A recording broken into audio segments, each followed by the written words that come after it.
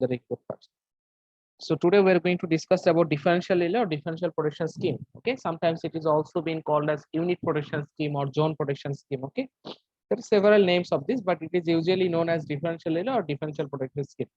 This is one of the most frequent relay that is used in the power system for the protection scheme. If you talk about transformer protections, if you talk about generator protection, if you talk about busbar protections, you will find this relay as a main protection scheme in all those high voltage protective equipments. All right, so this is very important.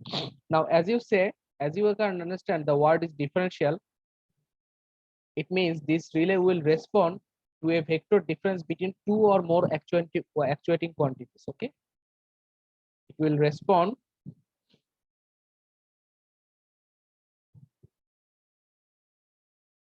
based on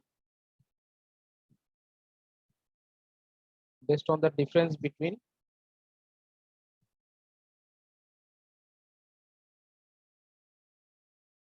vector difference between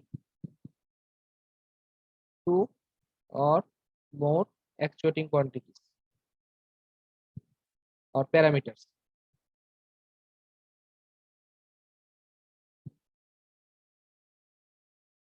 All right, so the name comes from its characteristics that this relay will respond based on the vector difference between two or more actuating quantities. Now, what is actuating quantities? Actuating quantities is the parameter that is being fed to the differential relay. Okay, like for example, the actuating quantity can be voltage.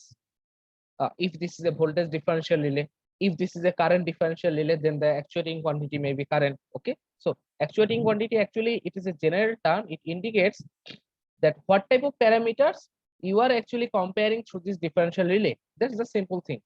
Okay, understood or not? Now Again. there are, yes, go on. Which one? Sir actuating যেটা বললেন এটা একবার একটু বলেন। Actuating quantity বলতে বোঝানো হয় যে তুমি আসলে এই রিলেতে কোন প্যারামিটারটা আসলে ইনপুট হিসেবে দিবা। তুমি কি পাওয়ার সিস্টেমের ভোল্টেজ দিবা, লাইন ভোল্টেজ দিবা, নাকি লাইন কারেন্ট দিবা, কোনটা দিবা, সেটাকে অ্যাকচুয়েটিং কোয়ান্টিটি বলা হচ্ছে। It is actually referred that which parameter will be set as the input parameter of the differential relay. The actuating quantity can be voltage, the actuating quantity can be current, anything. Okay, so if the actuating quantity is voltage, then it will be called as voltage differential relay. If the actuating quantity is called current, then it will be simply called as I mean current over differential relay. Are you getting my point? Yes sir. Okay, now to be a differential relay, I will show you the structure. To be a differential relay, you need to fulfill some requirements. Okay, so what are the requirements? Let's sort it out.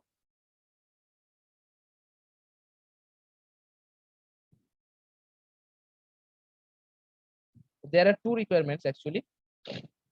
The first one is that at least two actuating quantities necessary.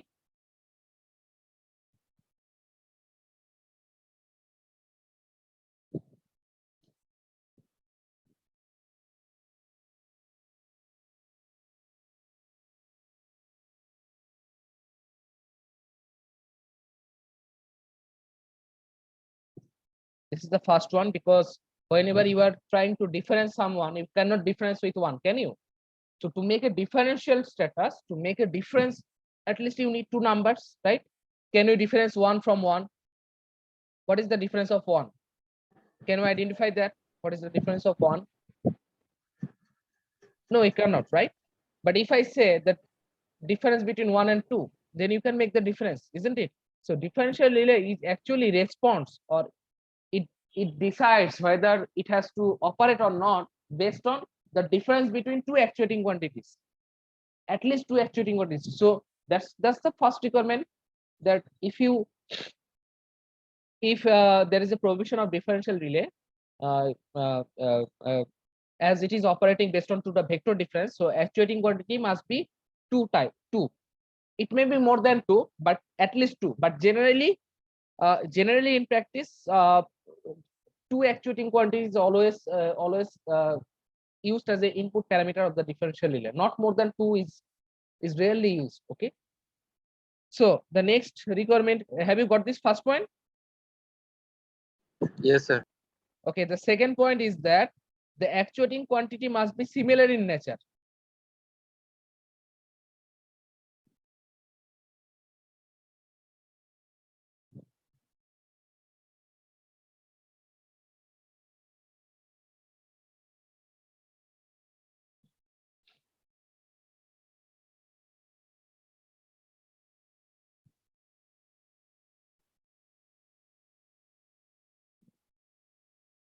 The actuating quantity must be similar in nature. Okay, that means, like I said, if I said that what is the difference between 5 ampere and 2 volt, or say 10 volt minus 5 ampere, tell me. It's not possible, sir. It's not possible. Why it is that? Because one parameter is voltage and one parameter is Another current, isn't it? But if I would say like this, okay, what is the difference between 10 ampere and 5 ampere? You could have done that, right? What would be the answer? It's 5 ampere, right? If I say that 2 volt and a difference between 1 volt, so you can simply 2 volt minus 1 volt is equals to 1 volt. So that is the second requirement, that the actuating quantity must be similar in nature. So that means for the differential relay, if you set two parameters as the input parameter, these two input parameter must be same. Either it can be voltage type or it can be current type. Understood? There is no chance that one parameter will be voltage and another parameter will be current. No, we don't do that. Okay. Bye. Got it? Yes, sir. Do you have any questions up to this? Yes, sir. Okay, go ahead. What is No, the sir. question? Are you okay with this so far? Yes, sir. Okay. Shall I move on? Yes, sir. Go on. Now, what are the applications of differential relay? Uh, like I said, differential relay is one of the very important protective device that is frequently used in the power system. Okay. So I can give you some idea about the protection area, like generator, large generator. If you want to protect large generator, one primary protection obviously will be differential protection or differential relay. Then transformer, then generator transformer unit. Sometimes, you know, in power system, generator and transformer unit are coupled together. So generator transformer unit together can be protected also. Then transmission line,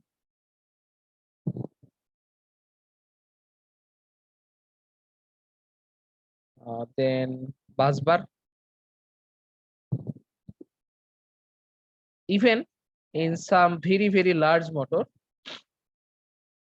the differential protection scheme are used. Okay. So the application range is enormous. Understood? Have you got this point? Yes. So the differential relay can be used to protect generator, generating stations, or I mean the alternator. It can be protect power transformer. But whether you will use to protect differential in a transformer depends on the size of the transformer. Generally, for example, up to medium voltage to high voltage transformer, we use differential relay because the cost of differential relay is enormous. So you will not use this used to protect your distribution transformer through differential protection scheme, because it may arise that the cost of the differential protection scheme is more than the cost of the distribution transformer. Okay, so where you will use this, it completely depends. Now, generally, the things that I have written down is considered to be very high voltage. Like generator means it is actually the alternator of the power station. Transformer means it is at least up to medium voltage level, not low voltage transformer. Then generator transformer unit is also been protected. It is actually said that in power station, sometimes the configuration is like this. I don't know whether you know it or not. For example, this is the alternator in your power stations. Okay, so the generated power, uh, the generated voltage level is generally not more than 20 kV. Okay, it is always less than 20 kV. I'm sorry, less than 20 kV. All right. Now, for example, if you want to transmit the power for very long distance, like 100 kilometer away, 500 kilometer away, so obviously you cannot transfer this 20 kV voltage, because this 20 kV voltage will be dropped across the transmission line, and the receiving end may not receive any voltage. Most of the voltage may get dropped in the transmission line. So what we do, we step up this voltage to a very high voltage level, like 132 kV, 230 kV, 400 kV, even in some cases 800 kV. We step up these voltages and also reduce the current level, so that the voltage drop across the transmission line gets minimum and the voltage reaches at its destination level. Do you understand this point, or do you know this point? Yes, sir, we know it. Okay. Now, in power station, there may be several provision like this. It may happen that you have a substation. Generally, a power station has a substation. Okay.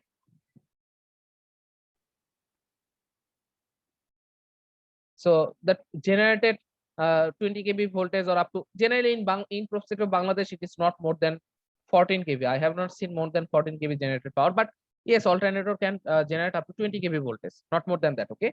So it may happen that generator are directly fed to the substation to step it up to a extremely high voltage. This is one provision. Okay. So in that case, generator is a separate unit and the power transformer, which is located in the substation, is a separate unit. This is one provision. Another provision is like this.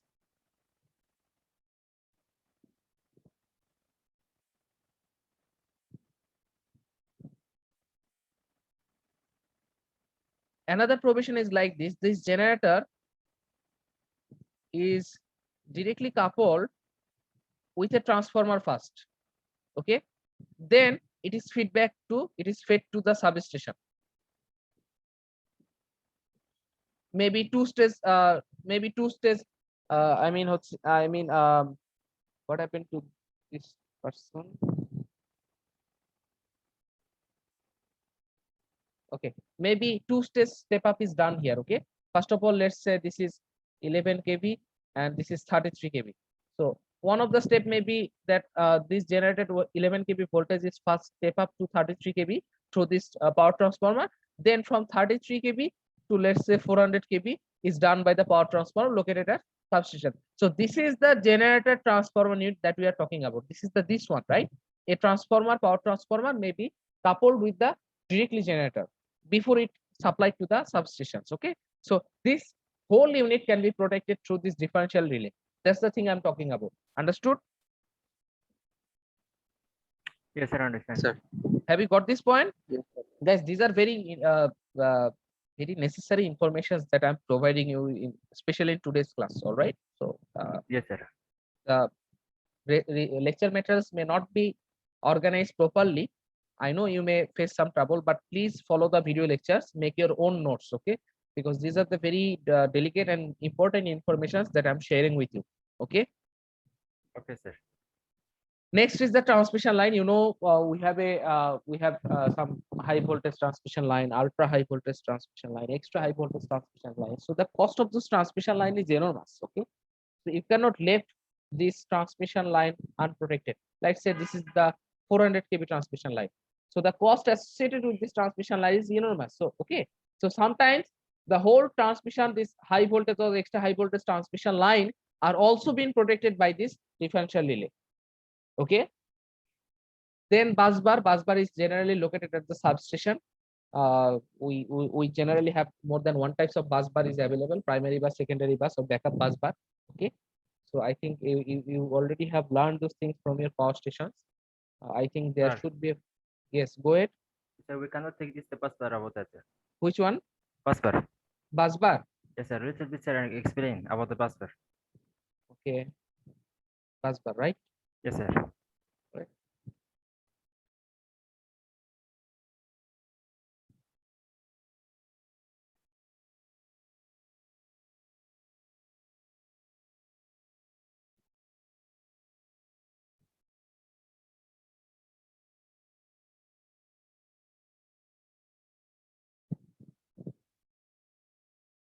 Bus bar is where more than one node is connected. Okay.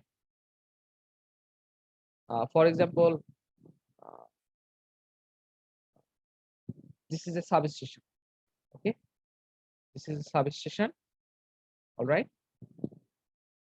So let's consider this as a substation. One feeder is coming from this side. This is one feeder. All right. Let's say this is 33 kV feeder. Okay. That means 33 kV line voltage is coming here. Let's say this is a step up transformer, and this is say for example 230 kV, one feeder, right? So it is connected like this, and this 230 kV line can be split into two ways. That one line can go, for example, in Dhaka, one line can go in, for example, Chittagong. Okay, so it can be splitted. So the connection made over here, the connection point over here is actually called as bus bar. Okay, where more than one types of feeder are connected, it's normally considered as bus bar. Understood? So generally, uh, there are some there are more than one type of bus bar is available. For example, like this, that it is this step up transformer is connected through a bus bar over here. Okay, there may be a secondary bus bar over here with a backup transformer. Okay, for example, if you want to do maintenance of this main step up transformer, that you have to turn it off. That means no power will be handled by this by this substation at this moment. If you had only one step up transformer, but generally we have backup. So what happens? You see, whenever the main bus bar or main transformer is some sort of out of order, then we connect this line to the secondary bus bar to the feeders, so that you can do the maintenance over here, right? You can do the maintenance over here, as well as your power flow is continuing through the secondary bus bar. Understood? So this is the concept of bus bar. Okay, Yes, sir. Understand. any more question? No, sir. Hello, Thank you. sir. Hello, sir. Yes, go ahead. Sir, how can be determined the bus bar voltage or current, because it has a rating? Yes, it has a rating, obviously. Like there can be several type of bus bar: 132 kV bus bar, 230 kV bus bar, 33 kV bus bar. They are separated. They are separated using the based on their rating. Look, I'm just only indicating that a 30 kV is coming to the substation. It may happen that 132 kV is also coming here. Okay, so that means you have to deal with 132 kV bus bar, isn't it? Maybe in this region you need to convert 132 kV to 32 kV. One line can be from 32 kV to 230 kV. One line may be used to step down 132 kV to 230 kV. This substation can handle multiple level of voltages with multiple level of bus bars. Understood? Yes, it depends on the line, sir, right? Yes, it depends on the line voltages, obviously. Okay, Okay, sir. Yes, sir. are we good up to this? Yes, sir. Do you have any questions? Yes, sir. Yes, go ahead. Any question? No, sir. Even differential relay are used to protect very large motors. Okay, large motors means, for example, 20,000 horsepower motors, or say 30,000 horsepower motors. Very large industrial motors can be also protected. Generally, if you have a provision of observing paper mills, okay, the paper mills have to crush the raw materials. Okay, generally a very high powered motors are required to crush like trees or other raw materials over there. Okay, so in that particular industries, the rating of the motor may be 20,000 horsepower, 40,000 horsepower, 50,000 horsepower, right? So these are extremely very large motors. Okay, so these large motors are also being protected by the differential relay. Okay, so that's why that protection of large motors is also included in the application names. Understood? Yes, sir. Understand. Okay, now let's move on. That what is the structure of the differential relay? Okay, so let me show you the operation of differential relay. Let's say structure and operation or configuration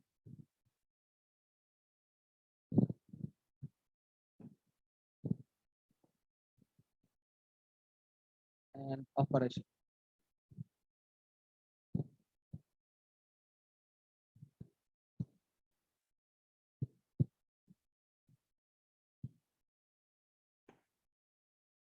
So the structure is like this.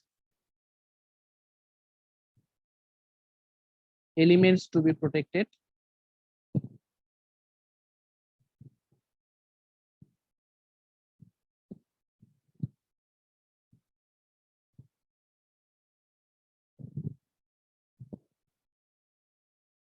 Then you have to connect two cities over there. Two cities are connected like this. Then exactly in the midpoint, you will have a differential relay.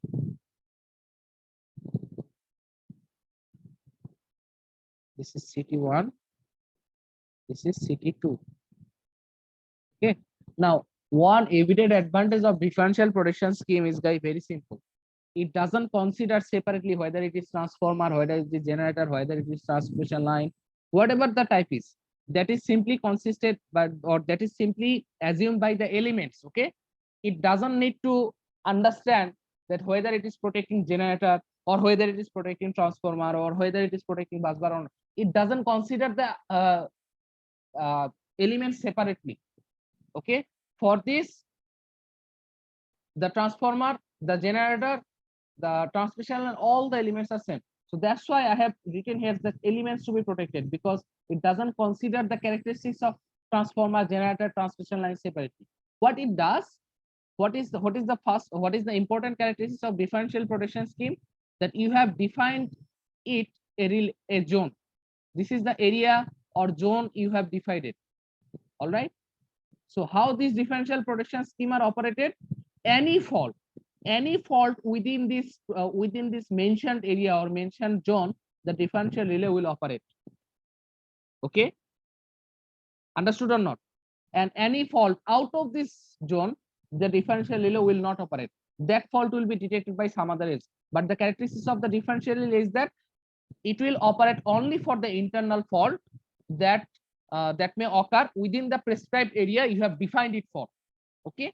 Now within this area, you can place transformer, you can place generator, you can place transmission line, you can place motor, you can place bus bar. It doesn't consider these elements separately. What it consider? It just only consider the area that you have defined, the zone you have defined by this connection of either two cities or by the connection of either two PTs. If it is a voltage type of differential protection, then two potential transformer could have been used in these two sites.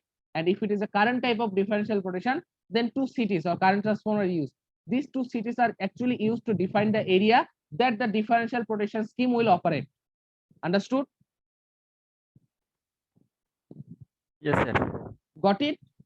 Yes, sir. We get. Any more questions?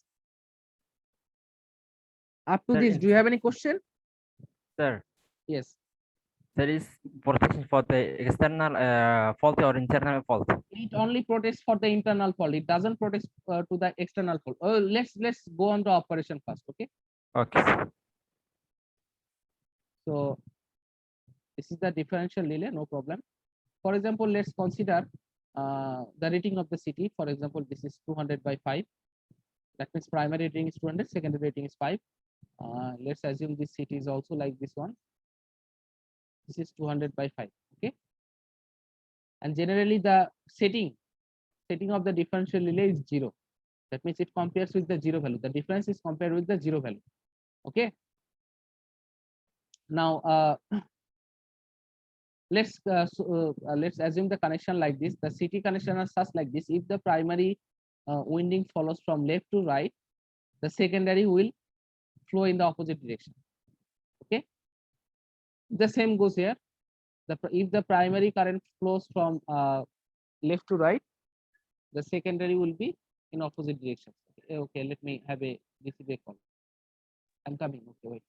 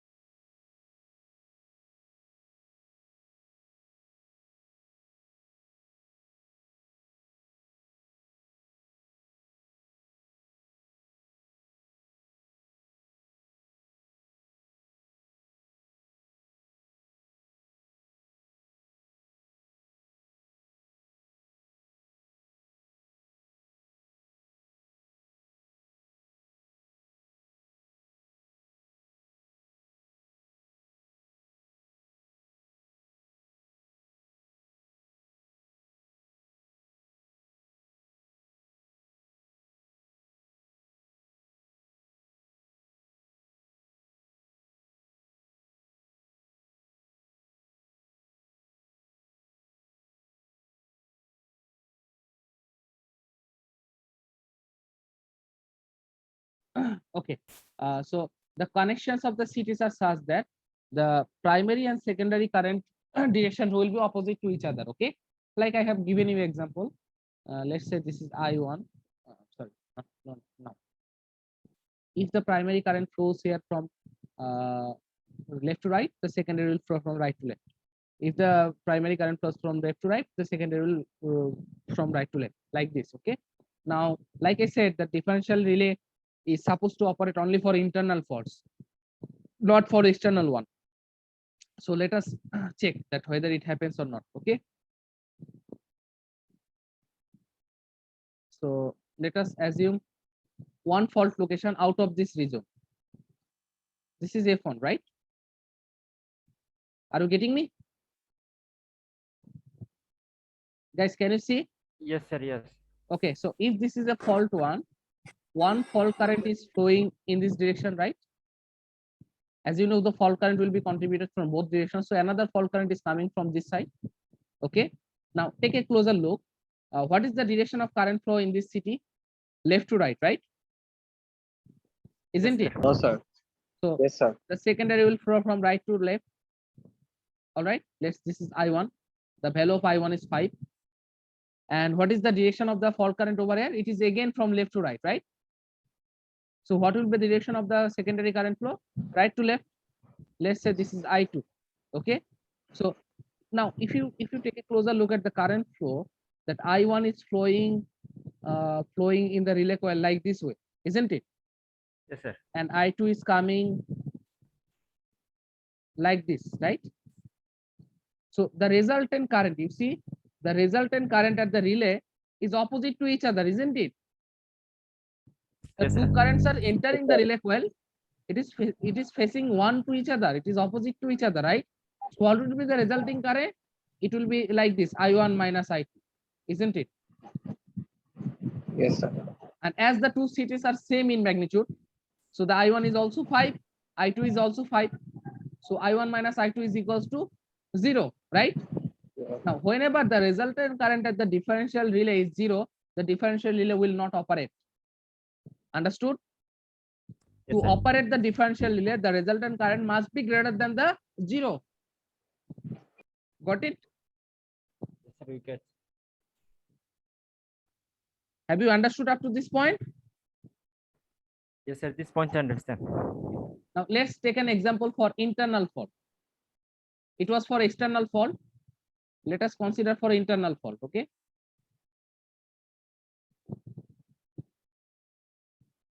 Internal fault.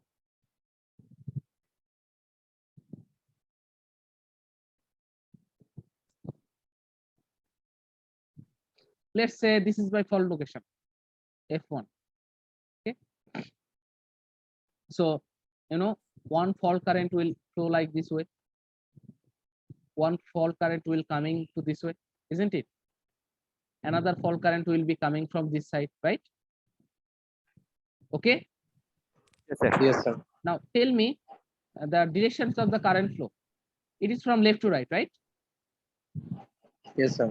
So this CT1 is getting the fault current from left to right. So the secondary current will be like this, isn't it? Yes, sir. So what is the direction of the second CT current? This one. Yes, sir. Right to left. It is now right to left, right? So the Right to left, secondary yes, sir. current will be left to right, isn't it? Left to right means like this one. Okay. So now you see the two currents entering at the relay coil are now in same direction, isn't it? Yes, sir. So what will be the resultant equation? IR will be I1 plus I2. All right.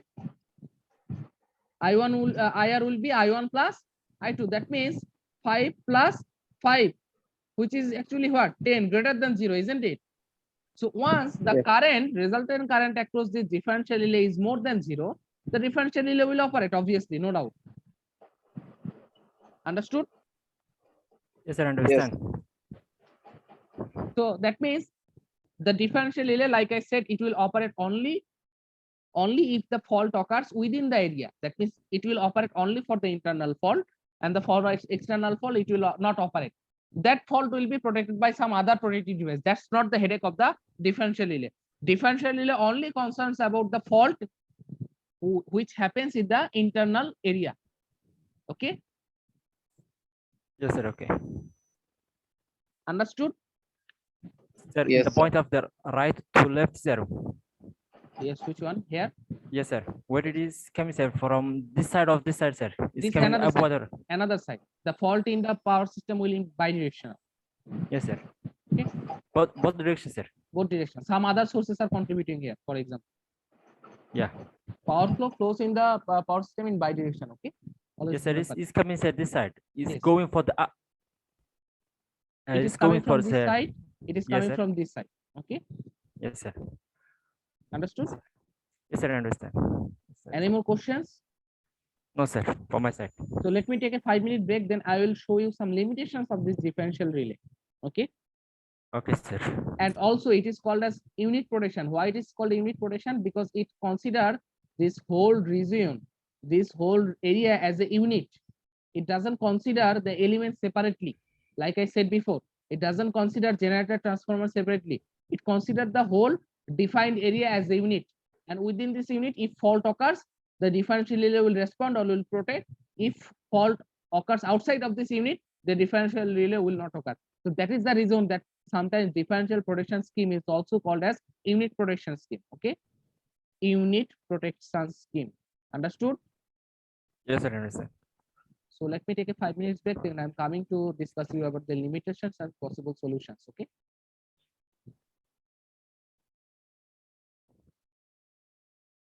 All right, guys, can you hear me? Guys, can you hear me? Yes, sir. Yes, sir. Now let's talk about some limitations of differential relay. Okay, there are two limitations actually.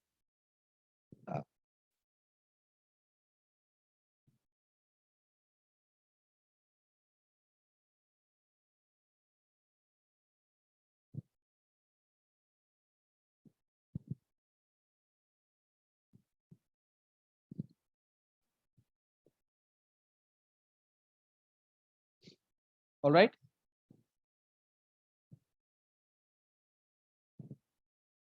So there are two limitations in the differential relay. First one is that, I'll just give you some example. Okay, you already know that differential relay is not supposed to operate in the external fault, isn't it?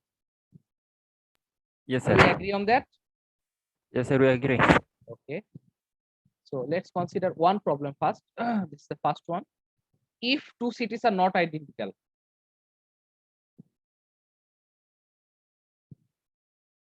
then let's see what happened.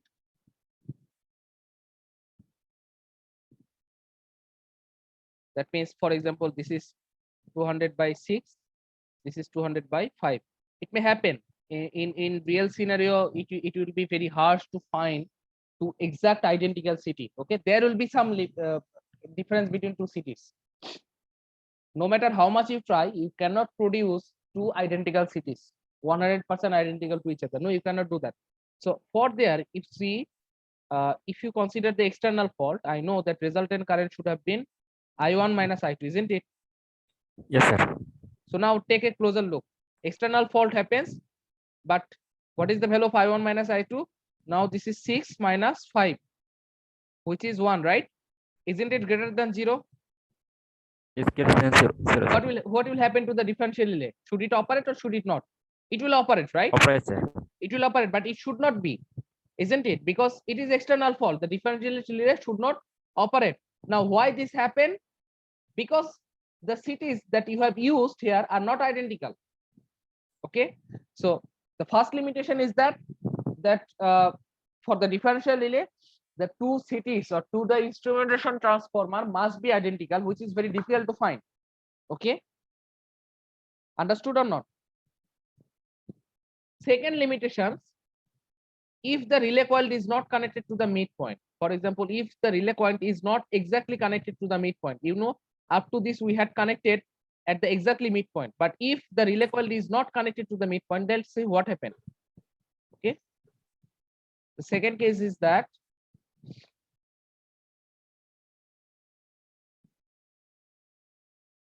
for example, let's consider the identical city, but relay coil is not connected to the midpoint. Relay coil is not connected to midpoint.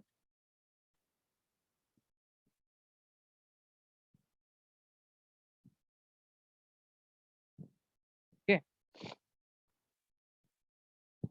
Now, what will happen here? Though the rating are same, but actually the transformation of the current will be different here. Why it is that? Because you know how this CT actually works. The CT actually works like this. The secondary current, for example, this is I1, this is the secondary current, this is I2. Okay, so generally, let's consider the voltage here is V1. Let's consider voltage here is V2. So generally, I1 is actually V1 divided by impedance. Okay, and I2 is also V2 by impedance. Okay, now due to this, you see the secondary, the first CT, the area or the impedance is small here, isn't it? And the impedance is large here, isn't it? You have connected this CT through the through some wire, isn't it? So that means the impedance in both sides will be different. The Z1 will not be equals to Z2, isn't it? So for this reason, though the rating of the CT are same, let me receive another phone call, please.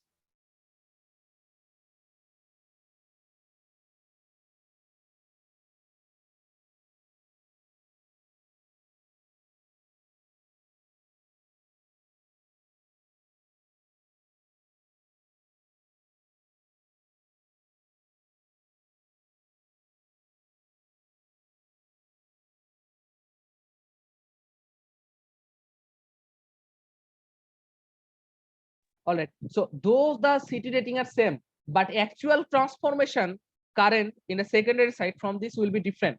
For here, I1, as the impedance is smaller here, or the number of wire is small here, length of the wire is small here, I1 will be larger than I2, isn't it? So if I1 is larger than I2, due to this external fault, the resultant current will not be zero, isn't it? So relay will operate. Have you understood this point? Yes, sir. So that means even for the identical CT connections, if the relay coil is not connected in the midpoint, for the external fault condition, the differential relay may operate. So that is the second disadvantage or limitations.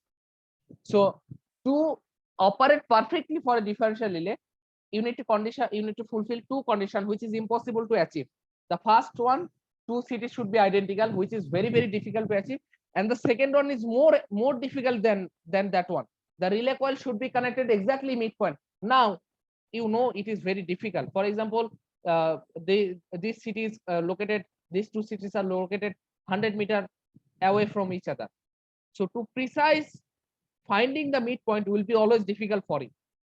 So if this relay coil is not connected to the exactly midpoint, then the transformation current from these two cities will be different, which may result in operation of the differential relay, though it is in the external fault conditions. Okay, understood? So due to these limitations, we generally do not use the differential relay because we have some severe limitations in here. Okay, imperfection operating condition may come with from this limitations. So what we do, we little bit improve the differential structure, we little bit improve the differential relay, that is called bias differential relay or percentage differential relay. A little bit improve in the differential relay will solve the limitations over here.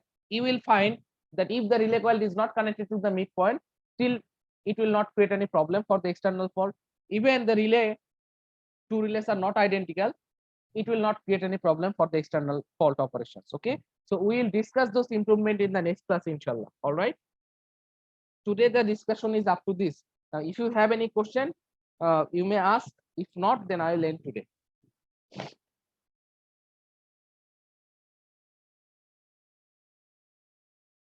Guys, do you have any question? No, sir. Is it okay? Yes, sir. It's okay. So if anybody has any question, please ask. Otherwise, I will end today.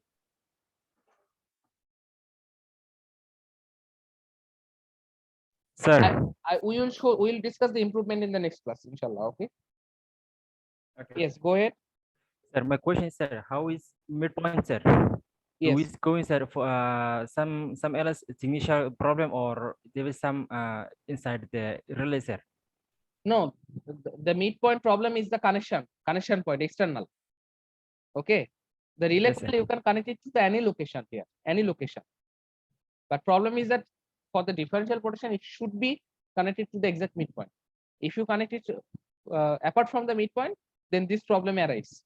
The Oh, yes, sir. transformation change. Okay, that will cause in operation of differential relay, even it is in external fault. Okay, Okay, sir, we get. understood? Yes, sir, I get, sir. Any more question? No, sir.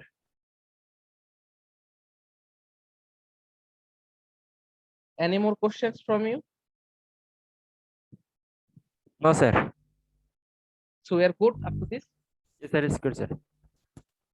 So shall I end today? Yes, sir. Yes, sir. You can end it. See you in the next class, inshallah. Okay. Inshallah. Inshallah.